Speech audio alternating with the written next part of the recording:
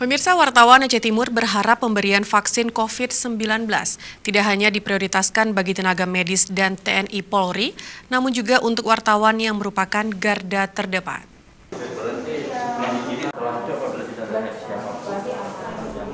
Tidak hanya para tenaga kesehatan dan TNI Polri yang rentan terkena penyebaran COVID-19, namun para wartawan juga sebagai garda terdepan di tengah masa pandemi ini juga rentan terkena COVID-19, serta juga perlu diperhatikan secara serius oleh pemerintah.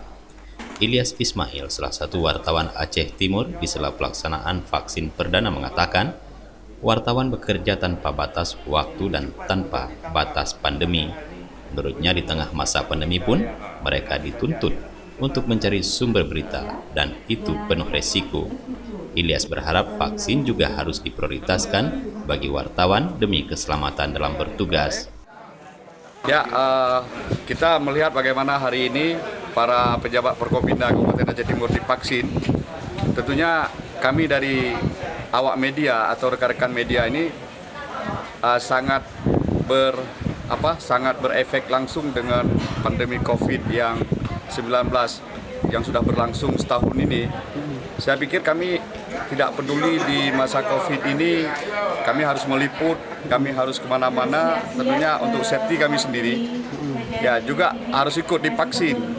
Nah, tetapi kan prosedur vaksinnya itu ada screeningnya sebelum divaksin. Jika kami pun ada penyakit yang penyerta, tentunya itu tidak bisa divaksin. Tapi yang pasti kami wartawan juga siap untuk divaksin. Sementara itu, Sekda Aceh Timur Mahyudin mengatakan, jika wartawan ingin divaksin, silahkan mendaftar dan akan segera divaksin.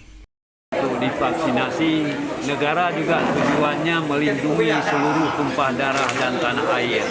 Tapi ini perdana di Aceh Timur, ini tiba masanya.